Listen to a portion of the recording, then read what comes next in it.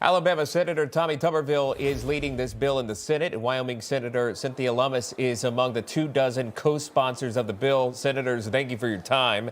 Obviously, a very important topic, but for many, they're questioning, why would you have to pass legislation for something as common sense as this, or Title IX protections already in place? But yet, here we are. Senator Lummis, I'll let you take that. Coach Tuberville and I were just talking about that before we got on the air. It's only common sense that we preserve women's sports for biological women. It's dangerous to have men in the locker room, not to mention extremely uncomfortable. And it's ridiculous to put the superior physiology that men enjoy in competition with women. It's just common sense to have women's sports just for women. Indeed, and so much so that it passed in the House with support from Republicans, a couple of Democrats, but not everyone was happy about it. This is a soundbite from New York Democratic Congresswoman Alexandria Ocasio-Cortez. Let's listen together. Trans girls are girls. And for all the folks that are so concerned, thank you for your concern about women for the first time that I've seen. I don't know about y'all, I don't know who's been to gym class lately, but girls, even if you only believe in two genders, I've played co-ed sports all the time. I know who loves this bill. Yes, bigoted folks love this bill. Assaulters love this bill.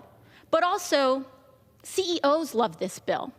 Because Los Angeles is on fire right now. And this is the #1 priority this majority has. Thank you, and I yield back. And again, she was looping in Republicans with that idea. Senator Tuberville, would you like to respond to that? Well, first of all, there's no common sense here, as Senator Lummis says. I started coaching back years ago when Title IX started, and it gave many opportunities to young girls and women to enhance their future.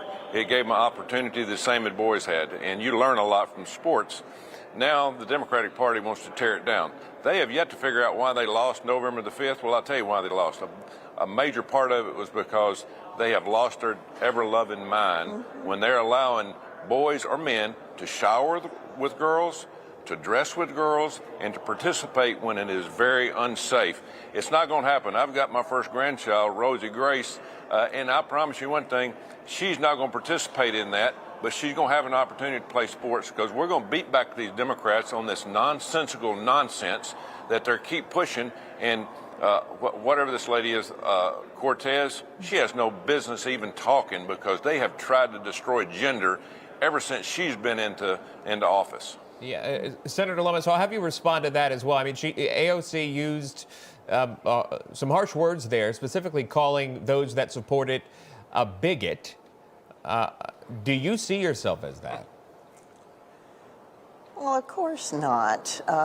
University of Wyoming volleyball team was put up against a team from California that had a trans person on the team who can spike a ball 80 miles an hour.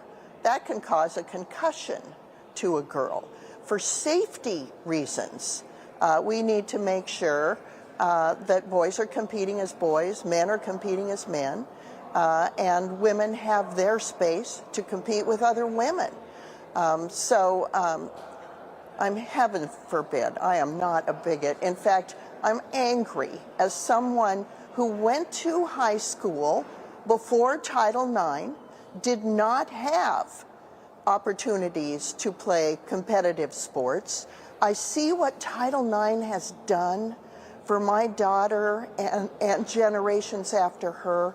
It's made an opportunity for women to learn competition, hard work, discipline, getting up early, losing and staying with it. The advantages of sports, competitive sports, for everyone builds character. And as someone who did not get to participate in that because I was a pre-Title IX girl, I'm so happy that Title IX exists.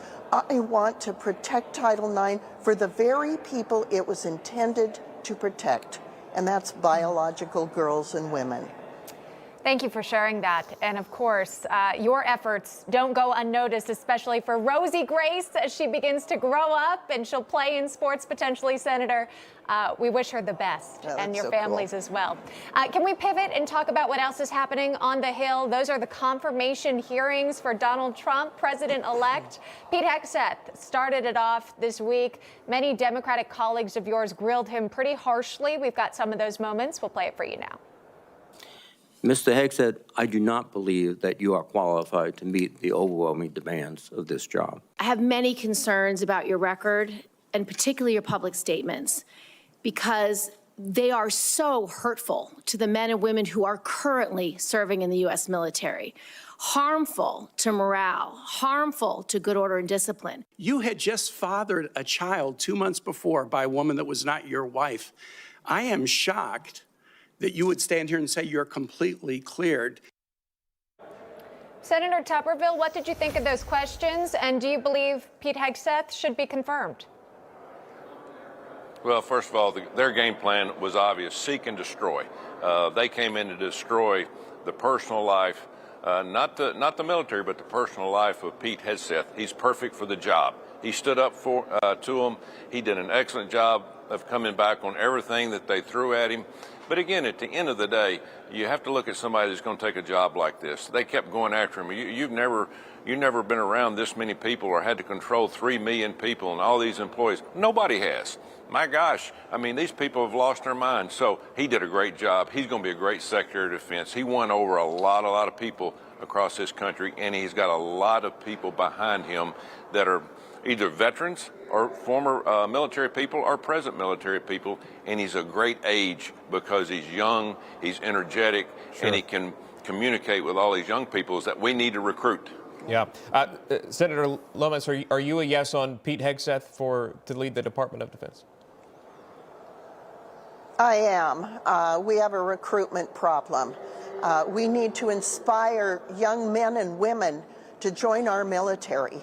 And Pete Hegseth is one of the best spokespeople in the whole country for inspiring young men and women to serve our country in that manner. All right. We'll be watching for the votes. That'll be coming in soon. Of course, the president-elect has to be sworn in again with the inauguration on Monday. Thank you both for joining us this morning. It's been such a pleasure to speak with you. Alabama Senator Tommy Tuberville, Wyoming Senator Cynthia Lummis. We appreciate your time, and take care. Thank you. All right. Thank you both.